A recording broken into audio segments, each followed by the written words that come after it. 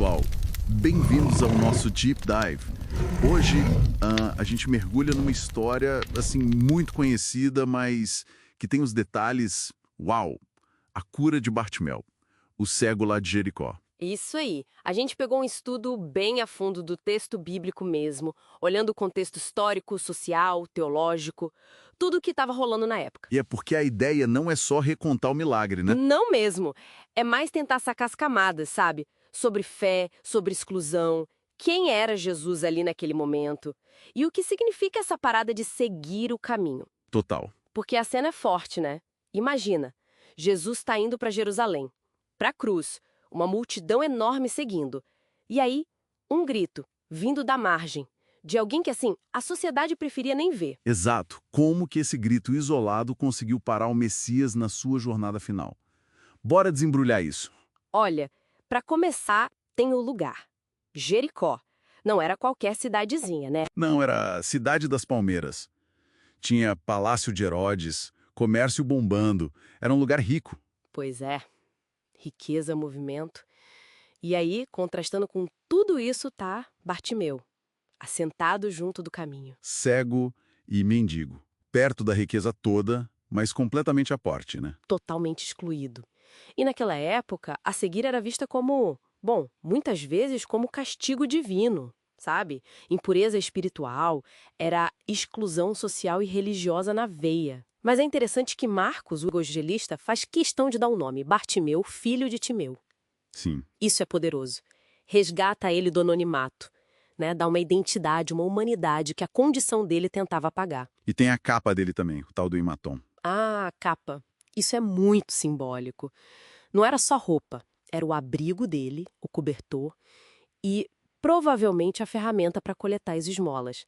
Era quase a identidade de mendigo dele, entende? Entendi. Então, quando Jesus chama... Exato. E ele lança de si a capa.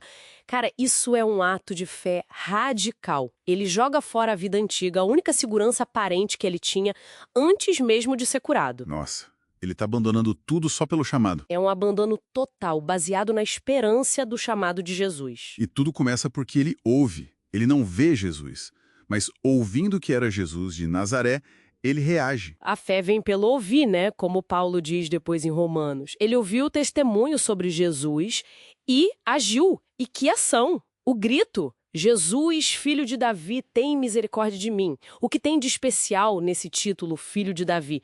Olha, isso era quase uma bomba. Filho de Davi era um título messiânico claro, era reconhecer Jesus como o rei prometido da linhagem de Davi. Então, o mendigo cego está fazendo uma proclamação pública da realeza de Jesus? Exatamente. E isso no Evangelho de Marcos, que tem todo aquele lance do segredo messiânico, onde Jesus muitas vezes pedia para não espalharem quem ele era. Quem faz a confissão mais clara e pública é o marginalizado. E a multidão tenta abafar, né? Muitos o repreendiam para que se calassem. Claro, devia ser incômodo, talvez perigoso, mas ele... Clamava cada vez mais. A necessidade e a fé dele eram maiores que a vergonha, que o medo. A oposição só serviu para intensificar o grito dele. É impressionante a persistência. E aí vem um momento que para mim é um dos mais fortes. E Jesus parando. Sim. Pensa na cena. Jesus está indo para Jerusalém para cumprir seu propósito final e ele para. Por causa de um grito vindo da margem. Isso diz muito sobre o valor de cada pessoa para Deus, né? Mesmo no meio do plano cósmico. Totalmente. E olha a reação da multidão depois que Jesus manda chamar Bartimeu. Muda completamente. Aqueles que mandavam calar agora dizem: tem bom ânimo, levanta-te, que ele te chama. O comando de Cristo transforma até a atitude da comunidade ao redor. Incrível. Aí Jesus faz a pergunta: o que queres que te faça? Por que ele pergunta o óbvio? Não é pelo óbvio. É para dar dignidade, sabe? Para dar voz a Bartimeu. É um convite para ele articular a própria fé, o próprio desejo mais profundo. Jesus não trata ele como um objeto de pena, mas como um sujeito. Faz sentido. É diferente da mesma pergunta para Tiago e João, né? Completamente. Eles pediram poder e status. Bartimeu, o cego físico, mostra uma visão espiritual muito mais clara. Mestre, que eu tenha vista. Simples, direto. Essencial. Precisão total. Ele sabia o que realmente importava. E a resposta de Jesus: vai, a tua fé te salvou. Essa palavra salvou, sozo, no grego, você comentou que é mais do que só a cura física. Certo. Muito mais. Sozo é um termo riquíssimo. Significa curar, sim, mas também resgatar, libertar, preservar, salvar espiritualmente. É uma restauração integral. Jesus está dizendo que a fé de Bartimeu foi o canal que permitiu essa ação completa de Deus na vida dele. A fé como a porta de entrada para a graça agir. Perfeito. Não que a fé compre o milagre, mas ela abre o espaço para ele acontecer. E a resposta de Bartimeu é imediata. E logo viu e seguiu a Jesus pelo caminho. Ele não volta para a vida antiga, só que agora enxergando, não. Ele usa a visão recém-adquirida para o quê? Para seguir Jesus. E esse caminho, odos em grego, é crucial em Marcos. É o caminho para Jerusalém, para a cruz. Exato. No caminho do discipulado radical que Jesus já vinha ensinando, Bartimeu se torna ali talvez o discípulo modelo naquele momento. Ele vê imediatamente e segue, contrastando com a dificuldade dos 12 e até com a cura gradual do cego de Betsaida em Marcos 8. Uau, que virada!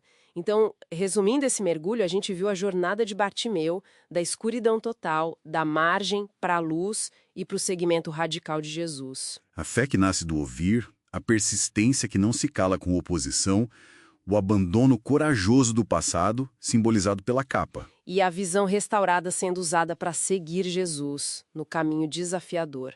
E fica aquela provocação, né? O estudo que a gente viu ressalta muito isso. Bartimeu seguiu Jesus pelo caminho que levava direto para Jerusalém, para o sofrimento, para a cruz. Então, o que significa para a gente hoje ter uma visão nova, um entendimento, uma experiência espiritual, se a consequência não é voltar para uma vida mais confortável, mas sim abraçar um caminho que pode ser mais difícil? Que capas a gente precisa jogar fora? Exato.